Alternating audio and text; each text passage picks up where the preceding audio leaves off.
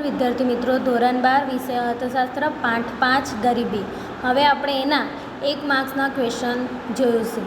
બરાબર, તમને અહીંયા આપેલા જ છે 1 માર્ક્સના ક્વેશ્ચન કયા વર્ષે કયામું ક્વેશ્ચન પૂછાય છે એ જોઈ લેજો. બરાબર, પહેલું જ ક્વેશ્ચન છે આપણો, ગરીબી રેખા એટલે શું? બરાબર, ગરીબી રેખા આપણે 9મા ધોરણથી એસએસમાં ભણતા આવ્યા છે, આપણને આવડવું જોઈએ. ગરીબી રેખા એટલે શું કીધું છે? જીવનની લઘુત્તમ જરૂરિયાતો સંતોષવા જરૂરી ચીજવસ્તુઓ અને સેવાઓ ખરીદવા માટે નક્કી કરવામાં આવેલ આવક અને ખર્ચની લઘુત્તમ સપાટી એટલે ગરીબી રેખા. જુઓ, જીવનની લઘુત્તમ જરૂરિયાતો, ઓછામાં ઓછી જરૂરિયાતો સંતોષવા જે ચીજવસ્તુઓ અને સેવાઓ આપણે ખરીદવા માટે નક્કી કરેલી જે આવક છે અને ખર્ચની સપાટી છે, લઘુત્તમ સપાટી એટલે શું કહેવાય? ગરીબી રેખા. હવે માનવી છે, બરાબર, એને જીવન જરૂરિયાતની પ્રાથમિક જરૂરિયાતો તો સંતોષવી જ જોઈએ. બરાબર, તો એ જે જીવન જરૂરિયાતની જે પ્રાથમિક જરૂરિયાતો સંતોષવા માટે જે આવક નક્કી કરેલી છે, જે ખર્ચની સપાટી નક્કી કરેલી છે, તેને શું કહેવાય? ગરીબી રેખા. જો એ આવક અને ખર્ચથી ઓછી ધરાવતો હોય તો એ ગરીબી રેખાની નીચે આવે છે. બરાબર, બીજું, સાપેક્ષ ગરીબીનો અર્થ આપો. આ બી મોસ્ટ આઈએમપી ક્વેશ્ચન છે, પૂછાય છે. જુઓ, જુલાઈ 18, ઓગસ્ટ 20 પૂછાઈ ગયું છે. મોસ્ટ આઈએમપી છે, દર વર્ષે 1 માર્ક્સમાં નહીં તો 2 માર્ક્સમાં પૂછાય જ છે. સાપેક્ષ ગરીબી અને નિરપેક્ષ ગરીબીનો અર્થ આપો. હવે સાપેક્ષ ગરીબી એટલે શું? જુદી જુદી આવક ધરાવતા સમાજના અન્ય વર્ગોની તુલનામાં કોઈ એક વર્ગની આવક ઓછી હોવાની સ્થિતિને સાપેક્ષ ગરીબી કહેવામાં આવે છે. શું કીધું છે? જુદી જુદી આવક ધરાવતા.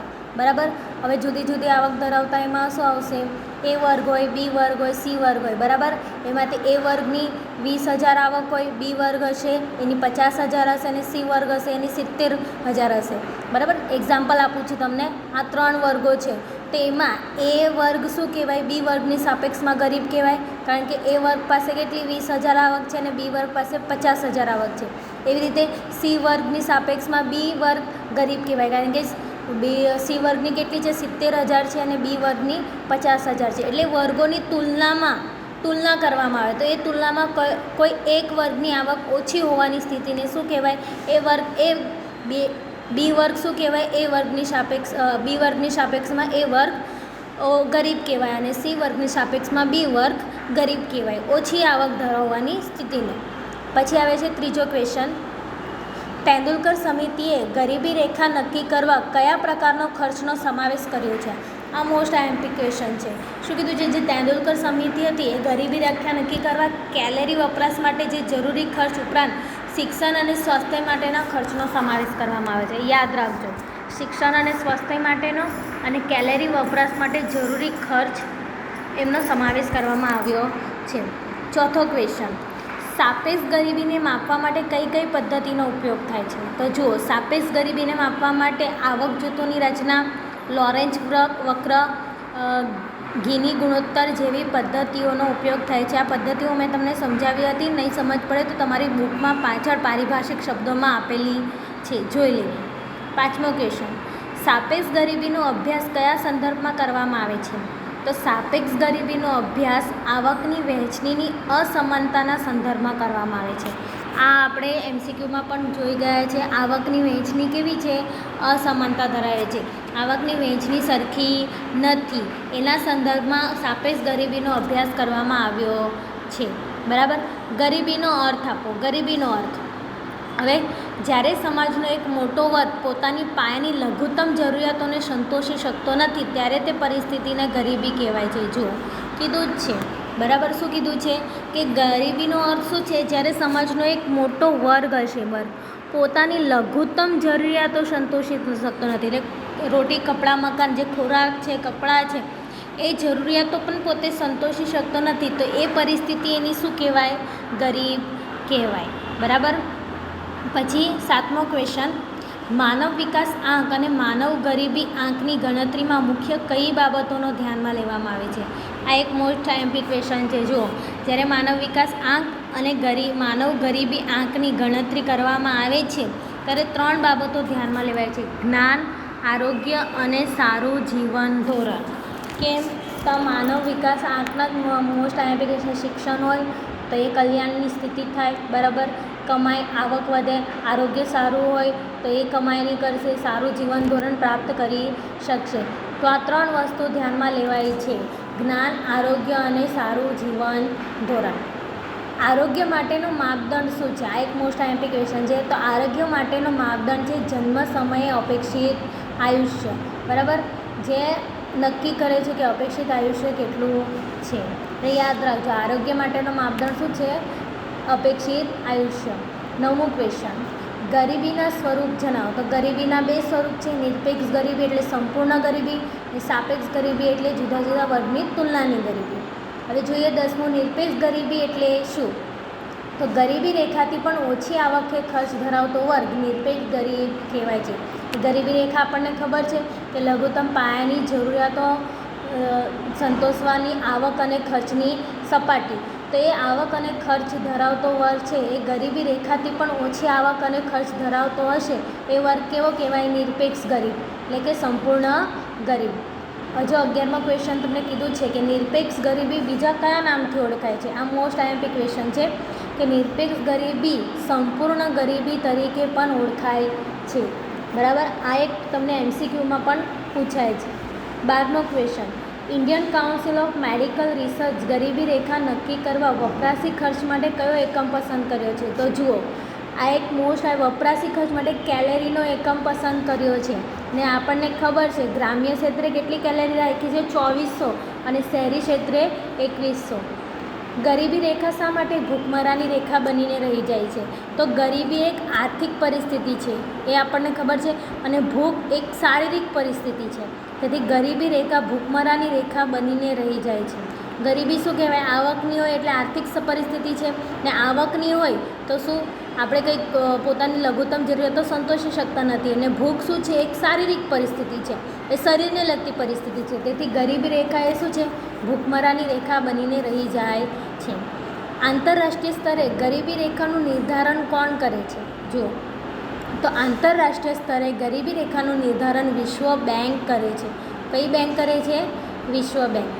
15મું ક્વેશ્ચન, તેંડુલકર સમિતિના અંદાજ મુજબ ભારતમાં 2011-12માં નિરપેક્ષ ગરીબીનું પ્રમાણ કેટલું હતું? તો તેંડુલકર સમિતિના અંદાજ મુજબ ભારતમાં 2011 અને 12માં નિરપેક્ષ ગરીબીનું પ્રમાણ 21.9% હતું. આ આપણે MCQમાં પણ જોઈ ગયા છે, યાદ રાખજો કે તેંડુલકર સમિતિના અંદાજ મુજબ ભારતમાં 2011 અને 12માં નિરપેક્ષ ગરીબીનું પ્રમાણ કેટલું હતું? 21.9%. 16મું, વર્ષ 2013ના વાર્ષિક અહેવાલ મુજબ ભારતના કયા રાજ્યમાં ગરીબીનું પ્રમાણ સૌથી ઓછું હતું? આપણે જોઈ ગયા હતા. કયા રાજ્યમાં હતું? ગોવા રાજ્યમાં. અને કેટલા ટકા હતું? તો 5.9% હતું. ને સૌથી વધુ છત્તીસગઢમાં. એ પણ તમને પૂછાશે. જો 17મો જ ક્વેશ્ચન છે, વર્ષ 2013ના અહેવાલ મુજબ ગરીબીનું સૌથી વધુ પ્રમાણ હોય તેવું ભારતનું રાજ્ય જણાવો. તો કયું હતું? છત્તીસગઢ. કેટલા ટકા? 39.93%. સૌથી વધુ ગરીબી કયા રાજ્યમાં છે? છત્તીસગઢમાં. ભારતમાં નિરપેક્ષ ગરીબી કેવી રીતે નિર્ધારિત થાય છે? તો નિરપેક્ષ ગરીબી ગરીબી રેખા વડે નિર્ધારિત થાય છે. એની વ્યાખ્યા જ આપણે જોઈ ગયા છે કે ગરીબી રેખાથી નીચી આવક અને ખર્ચ ધરાવતા વર્ગને શું કહેવાય? નિરપેક્ષ ગરીબી કહેવાય. એટલે ગરીબી રેખા પર નિર્ધારિત છે. નિરપેક્ષ ગરીબી અને સાપેક્ષ ગરીબી વચ્ચેનો તફાવત જણાવો. તો નિરપેક્ષ ગરીબી અને સાપેક્ષ ગરીબીનો તફાવત શું છે? કે નિરપેક્ષ ગરીબી જીવન ધોરણનો નિર્દેશ કરે છે, જ્યારે સાપેક્ષ ગરીબી આવકની અસમાનતા દર્શાવે છે. બરાબર ને? આવક આપણે જોયું જીવન ધોરણનો નિર્દેશ કરે છે, કારણ કે સંપૂર્ણ ગરીબી છે. ગરીબી રેખાથી જે નીચી આવક અને ખર્ચ ધરાવે છે એ નિરપેક્ષ ગરીબી છે. જ્યારે સાપેક્ષ ગરીબી શું છે? આવકની અસમાનતા દર્શાવે છે. એની આવક કરતાં બીની આવક કેટલી છે, અને બીની આવક કરતાં સીની આવક કેટલી છે, તે સાપેક્ષતા છે. એટલે અહીંયા શું છે? આવકની અસમાનતા દર્શાવે છે. 20મું, ગ્રામીણ ગરીબી માટેના કુદરતી કારણો જણાવો. તો ગ્રામીણ ગરીબી માટેના કુદરતી કારણો શું છે? વરસાદની અનિશ્ચિતતા. ભારતમાં વરસાદ આવતો જ નથી, જેના કારણે શું અનાજ પાકતો નથી ને ખેડૂતો ગરીબ રહી જાય છે. વારંવાર પડતા દુકાળ, પૂર. તો કુદરતી કારણોને લીધે શું ગ્રામીણ ગરીબી જોવા મળે છે? યાદ રાખજો. પહેલું વરસાદની અનિશ્ચિતતા, વારંવાર પડતા દુકાળ, અને ત્રીજું આવશે પૂર. 21મું, સ્ટાર્ટઅપ ઇન્ડિયા અભિયાન ક્યારથી શરૂ કરવામાં આવ્યું? સ્ટાર્ટઅપ ઇન્ડિયા અભિયાન જાન્યુઆરી 16, 2016થી શરૂ કરવામાં આવ્યું. જાન્યુઆરી 16, 2016થી શરૂ કરવામાં આવ્યું. બરાબર, યાદ રાખજો. સ્ટાર્ટઅપ ઇન્ડિયા અભિયાન જાન્યુઆરી 16, 2016. યાદ રાખો 16 આંકડાને જાન્યુઆરી. મુદ્રાનું પૂરું નામ જણાવો. તો મુદ્રાનું પૂરું નામ જુઓ, micro unit development and refinance agency છે. શું નામ છે? Micro units development and refinance agency છે. તો આ મુદ્રાનું પૂરું નામ છે, પણ એનો હેતુ શું છે? તો હેતુ નાના ઉદ્યોગોને સરળતાથી પૂરતા પ્રમાણમાં ધિરાણ પૂરું પાડવાનો છે. મુદ્રાનો હેતુ શું છે? જે નાના ઉદ્યોગો છે ભારતમાં, એ લોકોને શું ધિરાણ પૂરું પાડવાનું છે. 24 15 જુલાઈ 2015થી સ્કિલ ઇન્ડિયા અભિયાન હેઠળ કઈ યોજના શરૂ કરવામાં આવી? તો 15 જુલાઈ 2015થી સ્કિલ ઇન્ડિયા અભિયાન હેઠળ પ્રધાનમંત્રી કૌશલ્ય વિકાસ યોજના શરૂ કરવામાં આવી. તમને એમ પણ પૂછાશે કે પ્રધાનમંત્રી કૌશલ્ય વિકાસ યોજના ક્યારે શરૂ કરવામાં આવી? તો 15 જુલાઈ 2015, 15 જુલાઈ. બરાબર. સ્કિલ ઇન્ડિયા અભિયાન હેઠળ કઈ યોજના? પ્રધાનમંત્રી કૌશલ્ય વિકાસ યોજના. 25મો ક્વેશ્ચન આવ્યા છે, ગરીબી નિવારવા માટેનું એક અગત્યનું પરિબળ જણાવો. તો ગરીબી નિવારવા માટે રોજગારીમાં વધારો એક અગત્યનું પરિબળ છે. બરાબર. આ બી ક્વેશ્ચન પૂછાય છે કે ગરીબી નિવારવા માટે કયું પરિબળ અગત્યનું છે? તો રોજગારી. કેમ? તો રોજગારી મળે તો એ લોકોને આવક મળે, અને આવક મળે તો એ લોકો પોતાની પાયાની જરૂરિયાતો સંતોષી શકે અને ગરીબીમાં ઓછી થાય. એટલે ગરીબી નિવારણ માટે રોજગારીમાં વધારો એક મહત્ત્વનું પરિબળ છે. બરાબર.